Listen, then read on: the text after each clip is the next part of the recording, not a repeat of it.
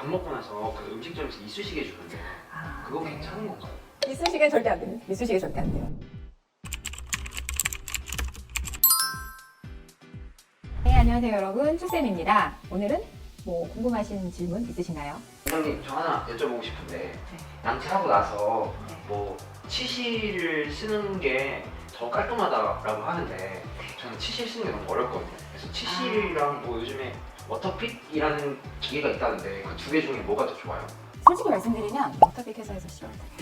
치실이 당연히 기본이에요. 치실은 모든 구강 관리의 기본이라고 생각하시면 돼요. 그 다음에 나이가 좀 드신 분들은 치간 칫솔 두 가지가 가장 기본이라고 생각하시면 되고, 치간 칫솔이 치실보다 더 좋다 이거는 아니고, 나이가 드시면 치아 사이사이의 공간들이 굉장히 넓어지기 때문에 치실이 얇잖아요. 그래서 나이 드신 분들이 그걸 입안에 넣어가지고 막 이렇게 앞뒤로 왔다 갔다 사이사이로 굴리면서 그 면들을 다 닦아주시기가 조금 힘들거든요. 근데 이제 그런 경우에는 치간 칫솔을 사용을 하시면, 치간 칫솔도 이제 요즘에 사이즈가 다 있어서 치간 사이즈에 맞춰서 얇은 거, 두꺼운 거 나눠서 쓰실 수 있어요. 그래서 치간 칫솔과 치실을 써주시면 가장 기본이라고 생각하시면 됩니다.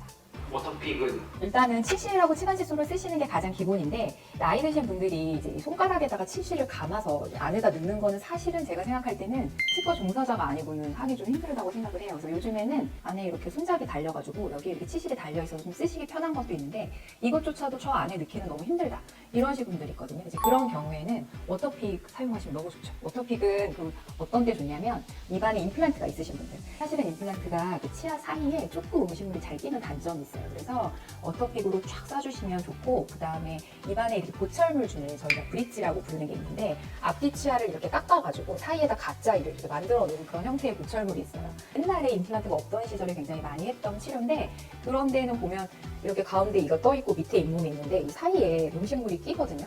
근데 그거를 닦아내는 거는 칫솔로는 사실 불가능해요. 그런 데다가 워터픽으로 이렇게 수압으로 쫙 물을 쏴주시면 깨끗하게 관리가 되실 수 있습니다. 혹시 교정하는 사람들은 어떻게 해요? 교정. 네, 교정하신 분들은 치실이 안 들어가시니까 당연히 워터픽 너무 좋죠. 그래서 이제 치실 못 쓰시는 분들, 그 다음에 치실 사용하는 거가 조금 힘드신 분들, 이런 분들은 워터픽으로 관리해 주시는 거 굉장히 추천합니다. 제가 가끔 치실을 하다 보면 뭐 잇몸에서 피가 나는 경우가 있는데 그거는 뭐 제가 잘 못해서 그런 건가요? 아니면 잇몸이 약한 건가요?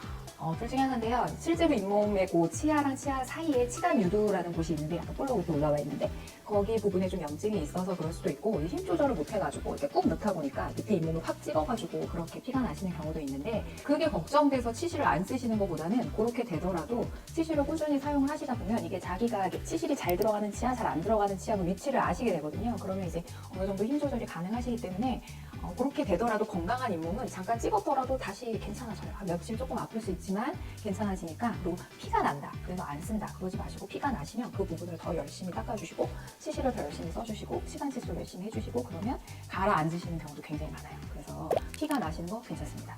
써주세요.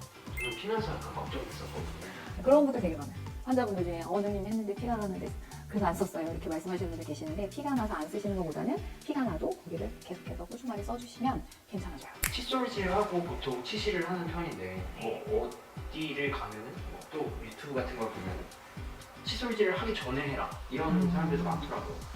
어떤 게 가장 좋은 걸까요?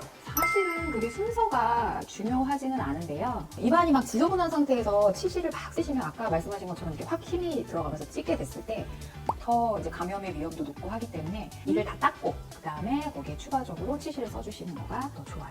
밥 먹고 나서 그 음식점에서 이쑤시개 주는데 그거 괜찮은 건가요?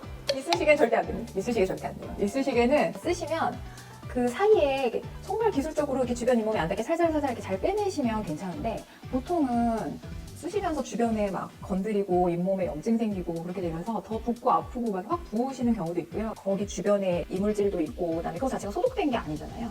근데 이제 그런 거를 사이에 넣어서 이렇게 쑤시게 되면 점점 잇몸 사이가 넓어지면서 염증 생기시는 경우도 많고, 그래서 이쑤시개 사용하시는 거는 절대 비추. 치간 칫솔이 요즘에는 휴대용으로 이렇게 조그맣게 가게에 넣어서 쓰실 수 있게 나와요. 주머니나 핸드백에 담아서 다니시면서 이쑤시개 대신에 치간 칫솔. 네, 무조건.